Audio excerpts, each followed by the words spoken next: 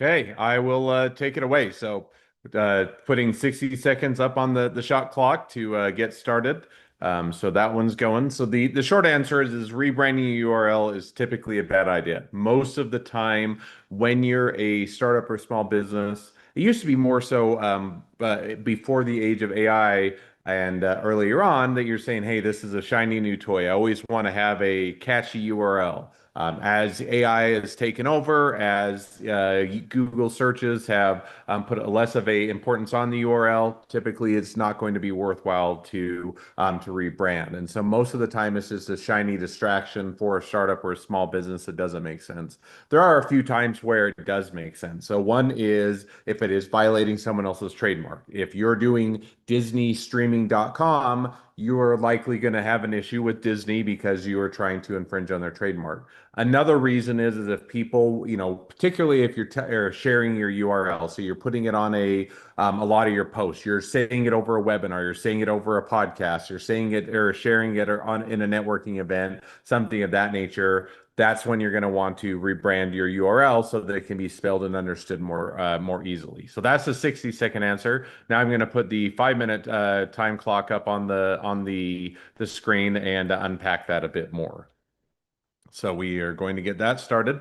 So 5 minutes are now up on the shot clock.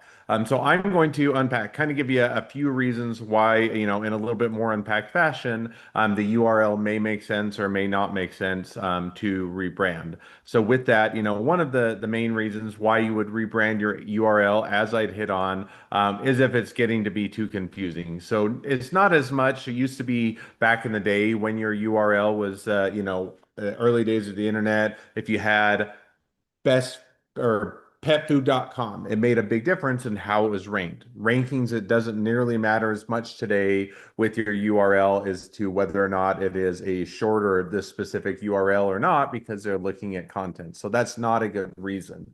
But if you are sharing it, so give you an example, Miller IP. When I originally started out, Miller IP Law's URL for about 3 or 4 years was milleripl.com. IPL stood for intellectual property law.com. And yet almost every time I would share it, whether I was on a podcast, webinar, doing a presentation, talking with a client or a potential client over the phone or anything else other than in written format, they would always say, now, what is I? What is P? What is L? Is that a B or is that a P? Is that an I as in igloo? Is that L? And they would almost inevitably, even sometimes just do Miller IP, which is a URL owned by someone else. And so it became very difficult to share our URL because it was just so hard for people to write, to understand, and any time else other than when they saw it in writing always caused confusion. And even if they saw it in writing, they'd oftentimes forget. So a lot of times, one of the best reasons is if it is simply just too hard to, doesn't mean it has to always be short, but if it's too hard to spell, to understand, to say, to remember, good reason to switch your URL.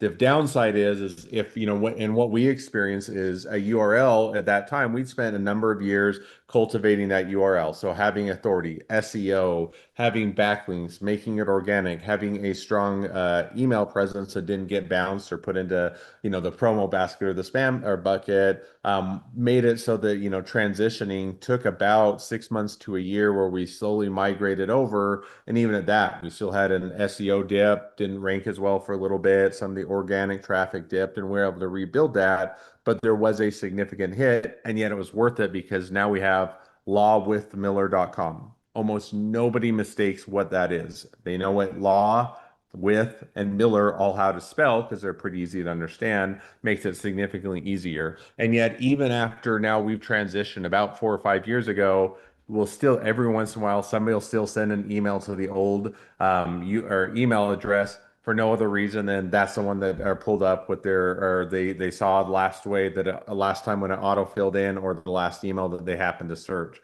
So you still have to do a lot of work. So one is if it's hard to say, hard to spell, hard to share, that one is a reason to rebrand. Another one is if it is outdated, if it is something that doesn't match your current branding. So let's say you had petfood.com, and you're really not doing food anymore, you're doing treats. And so people are mistaking that you're looking at it for food instead of treats. Maybe you want to rebrand. Sometimes also, if you have not done a good job when you started out of SEO, reputation, got backlinks, history problems, sometimes to get a cleaner domain name is worthwhile because it can give you a better authority. It can kind of wipe that or slate clean and give you or more ability to have that clean slate and have a better domain. Similarly, if it's something where you want a shorter, cleaner ads for emails, for referrals, for social media, again, not something that is just where they're going to see in a written form, but when you're sharing it, sometimes it makes a difference. Give you another example. We have strategymeeting.com.